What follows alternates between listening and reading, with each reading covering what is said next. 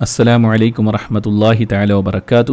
الحمدللہ الصلاۃ والسلام علی رسول اللہ اما بعد فاعوذ باللہ من الشیطان الرجیم بسم اللہ الرحمن الرحیم وإنک لعلی خلق عظیم صدق اللہ العظیم۔ معزز سامعین، چونکہ میلاد کا مہینہ ہے تو میں نے مناسب سمجھا کہ حضور اکرم نور مجسم صلی اللہ تعالی علیہ وسلم کا ذکر کیا جائے، اس لیے میں نے رسول اکرم صلی اللہ علیہ وسلم کے اخلاق کے تعلق سے موضوع منتخب کیا ہے۔ اللہ تبارک و تعالی مجھے حق کہنے، آپ لوگوں کو حق سننے اور ہم سب کو اس پر عمل کرنے کی توفیق عطا فرمائے۔ معزز سامعین، اللہ تبارک و تعالی قرآن مجید میں ارشاد فرماتا ہے وَإِنَّكَ لَعَلَى خُلُقٍ عَظِيمٍ، یعنی اور بے شک تم یقیناً عظیم اخلاق پر ہو۔ اس آیت کریمہ میں اللہ تبارک و تعالی نے اس کے حبیب صلی اللہ تعالی علیہ وسلم کی تعریف اور توصیف بیان فرمایا ہے کہ امام فخر الدین رازی رحمۃ اللہ تعالی علیہ اس آیت کے تعلق سے فرماتے ہیں کہ یہ اخلاق ہے کیا چیز؟ تو آپ فرماتے ہیں کہ وہ ایسی قوت کا نام ہے جو انسان کے اندر ہوتی ہے کہ جس میں اگر وہ پایا جائے تو اس کے اچھے کام، اس کے اچھی باتیں، یہ ساری چیزیں اس کے لیے کرنا آسان ہو جاتا ہے۔ تو اب بندہ اس کو کرنے کے لیے اس کو مشقت اور محنت کرنا نہ پڑے۔ مثال کے طور پر کہ آپ کو دیکھنا ہو تو آپ کی آنکھ ہے تو بلا کسی تکلف کے آپ دیکھ سکتے ہیں۔ آپ کو کوئی چیز سننا ہو تو آپ کو اس میں تکلف کی ضرورت نہیں پڑتی، بلکہ آپ سننے لگ جاتے ہیں۔ بولنا ہو تو زبان ہلتی ہے، زبان چلتی ہے تو آپ بولنے لگتے ہیں۔ ایسے ہی اچھے اخلاق یہ جو ہے بندے کے اندر ایسی ہوتی ہے کہ بندہ خود بخود کرنے لگتا ہے، اسی کو اخلاق کہتے ہیں۔ اور اللہ تعالیٰ نے اپنے حبیب کے تعلق سے فرمایا خلق عظیم۔ عظیم کے تعلق سے مفسرین لکھتے ہیں یعنی جس کی سپیڈ کو اور جس کی بلندی کو کوئی دوسرا پا ہی نہ سکے، دوسرا پہنچ ہی نہ سکے، اس کو عظیم کہتے ہیں۔ تو اس آیت کریمہ سے یہ بات سمجھ میں آئی کہ رسول اکرم صلی اللہ علیہ وسلم کا جو خلق عظیم ہے وہ اس بلند مقام پر ہے جہاں تک کوئی پہنچ ہی نہیں سکتا۔ یہی وجہ ہے کہ امام بوصیری رضی اللہ تعالیٰ عنہ فرماتے ہیں فاق النبیین فی خلق وفی خلق ولم یدانوہ فی علم ولا کرمی فإنه شمس فضل هم كواكبها يظهرن أنوارها للناس في الظلام۔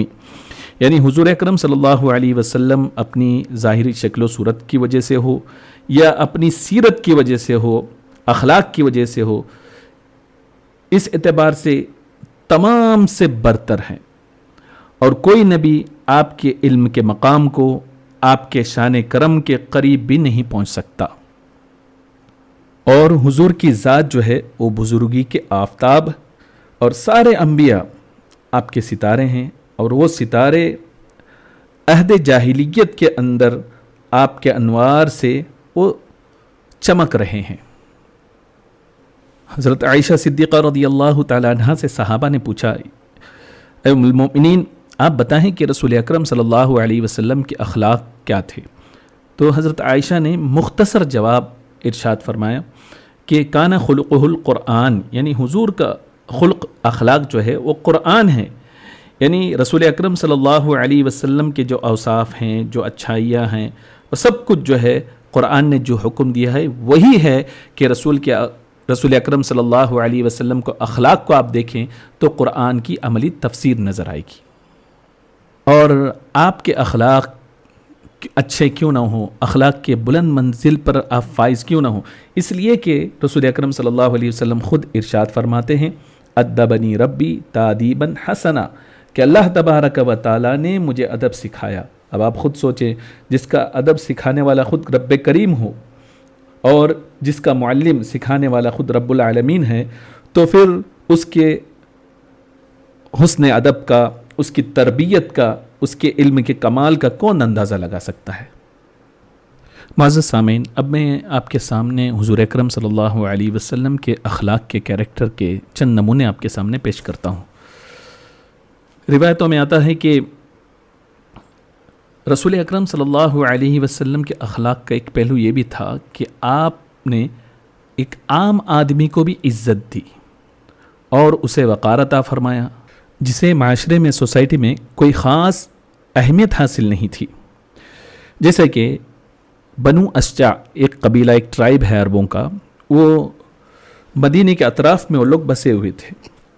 اس قبیلے کے ایک شخص جنہیں ظاہر بن حرام کہتے ہیں، وہ دیہاتی علاقے میں رہتے تھے اور نہایتی غریب شخص تھے اور شکل و صورت سے بھی کوئی خوبصورت نہ تھے، مگر ان کی ایک اہم خوبی یہ تھی کہ یہ اللہ کے رسول صلی اللہ علیہ وسلم سے بہت محبت کیا کرتے تھے اور اللہ کے رسول بھی ان سے خوب پیار کیا کرتے تھے. اب ظاہر بن حرام اشجعی جو ہے، جب بھی وہ مدینہ آتے تو دیہات سے کچھ فروٹس اور کچھ ویجیٹیبلس لے کر آتے اور مدینے کے بازاروں میں آ کر اسے بیچتے. اور ایسا بھی ہوتا خصوصی طور پر کچھ خاص جو ہے چیزیں دیہات کی رسول اکرم صلی اللہ تعالیٰ علیہ وسلم کے لیے تحفتاً لاتے اور آپ کی بارگاہ میں پیش کرتے. اور رسول اکرم صلی اللہ علیہ وسلم کی شہر کی یعنی مکے کی کوئی خاص چیز ہوتی اسے آپ انہیں عطا فرماتے. یہ محبت تھی. اور ایک مرتبہ ایسا ہوا کہ حضرت ظاہر کو ایک ایسا اعزاز عطا فرمایا کہ جو غالباً کسی اور صحابی کے حصے میں نہیں آیا. سرکار دو عالم صلی اللہ علیہ وسلم نے آپ کے تعلق سے ارشاد فرمایا کہ ان لکل حاضرۃ بادیہ و بادیۃ آل محمد ظاہر بن حرام. سرکار دو عالم صلی اللہ علیہ وسلم فرماتے ہیں ظاہر جو ہے ہمارے دیہاتی دوست ہیں اور ہم اس کے شہری دوست ہیں. حضرت ظاہر جب دیہات سے کوئی چیز بیچنے کے لیے لاتے تو مدینے کی بازار میں کسی جگہ کھڑے ہو جاتے اور بیچنا شروع کر دیتے. اور پرانے زمانے کا یہ دستور ہے کہ دیہات سے جب کوئی چیز سبزیاں اور پھل فروٹس وغیرہ کوئی لے کر آتا تو لوگ اس کے ارد گرد جمع ہوتے اور فوراً فریش ہونے کی وجہ سے اور اس کے علاوہ جسے ہم آرگینک کہتے ہیں تو اس کے لیے لوگ ان کی طرف لپک پڑتے اور اسے خریدتے اور لوگوں کو تازہ سبزیاں مل جاتی اور عموماً جو ہے یہ انہیں سستی بھی مل جایا کرتی تھی. ایک مرتبہ ایسا ہوا کہ حضرت ظاہر جو ہے اپنے ہمراہ کچھ دیہاتی کے ساتھیوں کے ساتھ میں وہ چیزیں لے کر مدینے کے بازار میں آئے اور ایک جگہ کھڑے ہو کر اسے بیچنے لگے.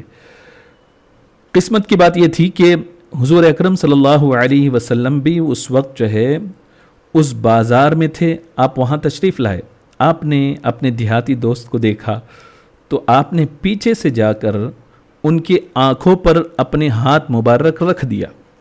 آپ سوچیں ہم کبھی بچوں کے ساتھ بھی ایسا کرتے ہیں کہ پیچھے سے آتے ہیں ان کی آنکھوں پہ ہاتھ رکھتے ہیں اور پوچھتے ہیں بتاؤ کون ہے، یا بچہ خود بتا دیتا ہے کہ فلاں فلاں ہے. تو ایک محبت کا اظہار کرنا ہوتا ہے.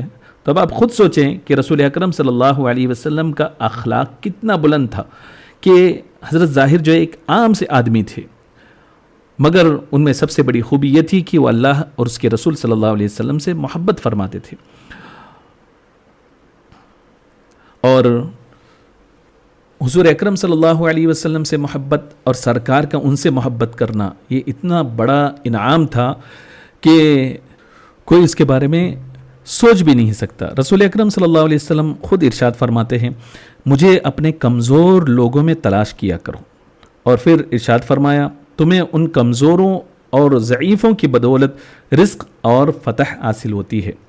تو معزز سامعین اکرام، آپ ذرا تصور کیجئے کہ حضرت ظاہر کی آنکھوں پر اللہ کے رسول صلی اللہ علیہ وسلم کے ریشم سے زیادہ نرم و نازک اور گلاب و عنبر سے زیادہ خوشبودار ہاتھ ہیں. پہلے تو گھبرائے، گھبراہٹ کے بعد تھوڑی دیر بعد انہوں نے کہا کون ہے. پھر انہوں نے محسوس کیا کہ رسول اکرم صلی اللہ علیہ وسلم کے وہ نرم و نازک دست مبارک اور حضور اکرم صلی اللہ علیہ وسلم کے بدن کے خوشبو کو انہوں نے سونگھ لی، محسوس کر لیا کوئی اور نہیں بلکہ یہ کائنات کا سردار ہے، سید عالم نور مجسم صلی اللہ تعالیٰ علیہ وسلم پیچھے کھڑے ہیں. جو ہی انہیں پتہ چل گیا انہوں نے اپنی قسمت پہ ناز کیا اور موقع کو غنیمت جانا اور اپنی پیٹھ کو رسول اکرم صلی اللہ علیہ وسلم کے سینے سے ملنے لگے تاکہ حضور اکرم صلی اللہ علیہ وسلم کے جسم اقدس کے برکات سے فیضیاب ہو جاؤں۔ حضور اکرم صلی اللہ علیہ وسلم نے محبت بھرے انداز میں آپ نے فرمایا، لوگوں کون ہے جو اس غلام کو خریدے؟ حضرت ظاہر نے بھی محبت بھرے انداز میں عرض کیا، رسول اللہ صلی اللہ علیہ وسلم مجھ جیسے کالے کلوٹے اور دیہاتی شخص کو کون خریدے گا، اور جو خریدے گا وہ جو ہے خسارے کا سودا کرے گا، میری قدر و قیمت ہی کیا ہے، میں ایک بیکار آدمی ہوں۔ سرکار دو عالم صلی اللہ علیہ وسلم نے جواب میں ارشاد فرمایا، میرے پیارے ایسا نہ کہو، کیا تمہیں کسی نے کہا کہ تمہاری کوئی قدر و قیمت نہیں ہے؟ تم اللہ کے یہاں بیکار نہیں ہو بلکہ اللہ و رسول سے محبت کرنے والے ہو، اس لیے تم اللہ کے یہاں بہت ہی قیمتی ہو۔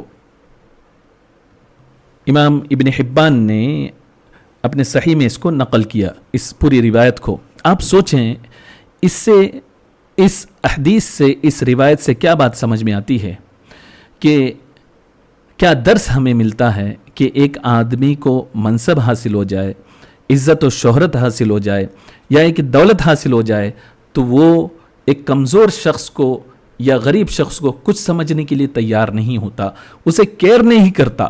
لیکن قربان جائیں رسول اکرم صلی اللہ تعالیٰ علیہ وسلم کی ذات پر کہ سید الانبیاء ہیں، تمام مخلوق میں افضل ترین شخص ہیں، اس کے باوجود بھی رسول اکرم صلی اللہ علیہ وسلم ایک دیہات سے آنے والے شخص کا اس قدر احترام کر رہے ہیں اور انہیں خوش کر رہے ہیں، اور اس کے علاوہ انہیں کہہ رہے ہیں کہ تم اللہ و رسول کے نزدیک بہت ہی قیمتی ہو۔ اس سے ہمیں درس حاصل کرنا چاہیے کہ جہاں ہم بڑوں کی عزت کرتے ہیں وہاں غربا کی بھی ہم عزت کریں، اور جو غربا ہیں یا کم حیثیت کے مالک ہوں تو ہمیں چاہیے کہ ہم ان کی عزت کریں، ان کی حوصلہ افزائی کریں۔ اللہ تبارک و تعالی ہمیں توفیق عطا فرمائے۔